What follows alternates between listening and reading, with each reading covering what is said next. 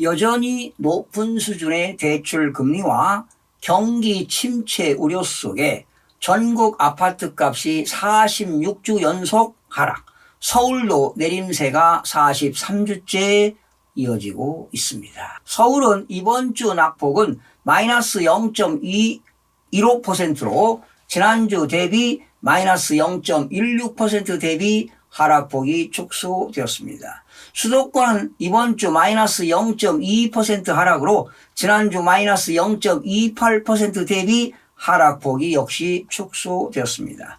전국 아파트 값은 통계 집계 이후 최대 낙폭이 11주째 지속되다가 5주 동안 연속 하락폭이 소폭 감소, 6주 만에 다시 하락폭이 확대된 이후 6주 연속 하락폭이 축소 및 유지되고 있습니다. 아마도 하락폭이 축소되는 것은 시중주택담보대출 금리 인하 및 대출 규제 완화 조치로 거래량이 소폭 늘어난 영향으로 보입니다. 집값 하락으로 살고 있는 집은 물론 가지고 있는 자산 등을 처분해도 빚을 상환하기 어려운 이른바 고위험 가구가 1년여 만에 2배 이상 늘어났습니다. 이들 가구의 평균 빚은 그렇지 않은 일반 가구의 2배 수준을 웃돌았습니다. 고위험 가구 10가구 중 한 곳 이상이 빚을 제때 갚지 못해 연체를 거듭하는 것으로 나타났습니다. 이 때문에 현재 0%대인 가계대출 연체율이 연말이 되게 되면 1%에 오를 수 있다는 관측이 지배적입니다. 특히 일반 금융권보다 저축은행과 여신전문회사 같은 제2금융권의 고위험 가구 신용대출 비중이 높아 대출 자산 회수율이 예상보다 낮아질 것으로 우려가 됩니다. 한국은행 자료에 의하면요, 대출자들의 소득 대비 원리금 상환액 비율을 뜻하는 총부채 원리금 상환 비율 DSR이 되겠죠. 40%를 넘는 가구를 연체 위험이 상대적으로 높은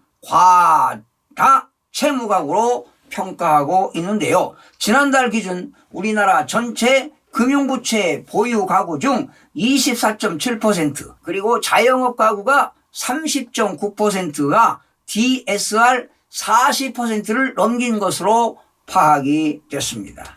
여러분, 2023년 3월 3주 기준으로 집값이 전국적으로 마이너스 0.2% 하락으로 지난주 대비 하락폭이 축소되었는데요. 시도별로 하락률을 살펴보니까 대구가 마이너스 0.37%로 가장 많이 하락했고요. 그 다음에 울산 마이너스 0.33, 부산 마이너스 0.32, 대전 마이너스 0.29, 경기 마이너스 0.27, 전북 마이너스 0.24, 광주 마이너스 0.23, 충남 마이너스 0.2, 제주 마이너스 0.18% 등이 하락을 했습니다. 전국적으로 보시게 되면 95%에 해당하는 지역에서 계속 하락하고 있습니다. 서울 지역 살펴보겠습니다. 가격 하락폭이 큰 급매물은 소진되고요. 일부 선호단지 위주로 완만한 가격 상승세가 나타나면서 매수 문의가 존재하나 실질적인 매매로 이어지지 않고요. 여전히 관망세가 유지되면서 하락세가 지속되고 있습니다. 강북지역 14개 구 중 광진구 마이너스 0.35%는 광장동과 자향동 중저가 위주로 하락하고요. 동대문구 마이너스 0.28%는 공급 예정 물량 영향이 있는 이문동과 휴경동 위주로 하락했습니다. 도봉구 마이너스 0.24%는 도봉동과 쌍문동 구축 대단지 위주로, 강북구 마이너스 0.20%는 관망세가 지속되는 가운데 미아동과 우이동 위주로 하락세가 지속되고 있습니다. 강남 지역 11개 구 중 서초구는 0.00, 일부 재건축이나 주요 단지 위주로 보합을 유지했고요. 강동구도 역시 0.00%는 정주 여건이 양호한 상일동과 고덕동 대단지 위주로 소폭 상승하는 등 혼조세를 보이면서 부합으로 전환이 되었습니다. 그리고 금천구 마이너스 0.31%는 시흥동과 독산동 위주로, 강서구 마이너스 0.34%는 가양동과 염창동, 화곡동 위주로, 관악구 마이너스 0.29%는 봉천동과 신림동 위주로 하락세가 지속되고 있습니다.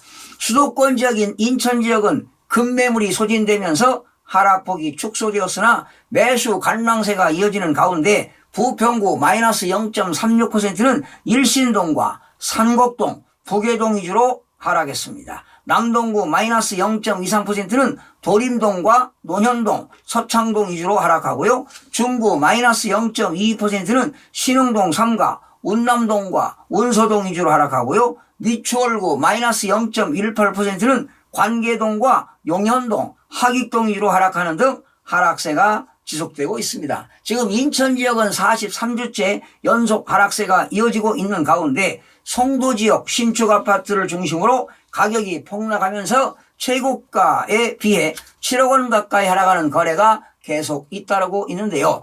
인천의 연수구 송도동 지역에서는 요즘 갭 투자자들이 몰려들고 있는데요. 2월과 3월에 보시게 되면 수십 건의 중개거래가 지금 체결되고 있습니다.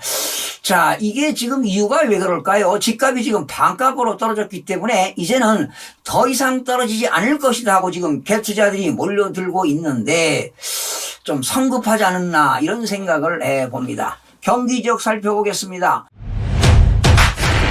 고양 일산 서구 마이너스 0.57%는 일산동과 탄현동 주요 단지 위주로, 안산 단원구 마이너스 0.57%는 와동, 신길동, 고잔동 위주로, 오산시 마이너스 0.54%는 누읍동, 가수동 대단지 위주로, 군포시 마이너스 0.43%는 도마교동, 금정동 위주로 하락하는 등 전반적으로 하락세가 지속되고 있습니다. 용인, 서인구 마이너스 0.02%는 개발 호재가 있는 남사면 위주로 매수 문의가 증가하면서 하락폭이 축소되었습니다. 대구 지역은 지금 계속 떨어지고 있죠.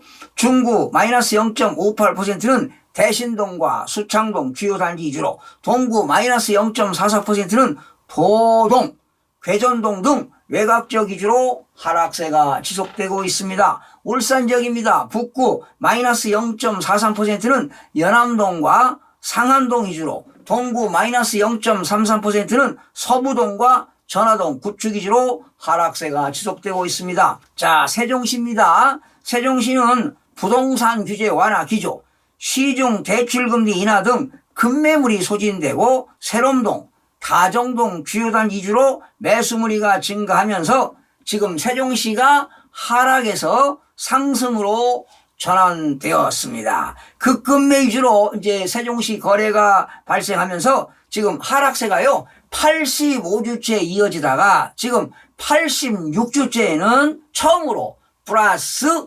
0.09% 상승으로 전환이 되었습니다. 그러나 다음 주는 어떻게 될지 한번 또 기대해 보겠습니다. 전북지역 군산시 마이너스 0.39%는 구암동과 사정동 위주로, 익산시 마이너스 0.24%는 남중동과 팔복동 위주로 하락세가 지속되고 있습니다. 미 연방준비제도가 23일이죠. 오늘 기준금리를 0.25%포인트 인상시켜서 지금 상단 5% 시대가 열린 가운데 한국과의 금리 격차가 최대 1.5%포인트로 벌어지면서 지금 22년 만에 최대 역전폭을 기록했습니다.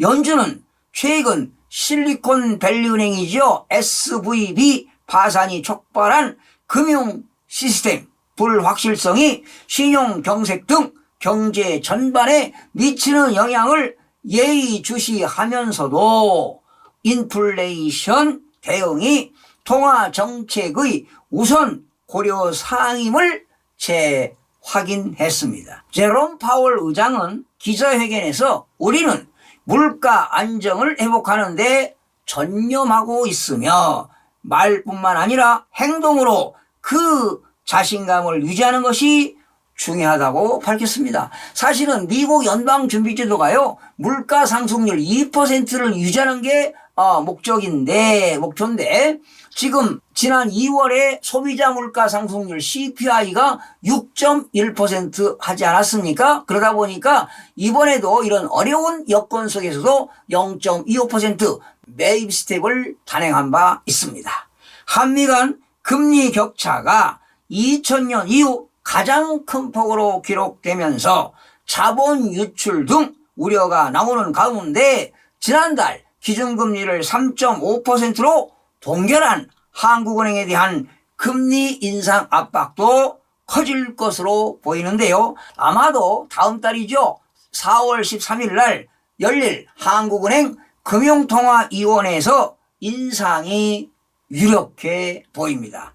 시청해주신 여러분 고맙습니다. 유익한 정보로 다음 시간에 찾아뵙겠습니다.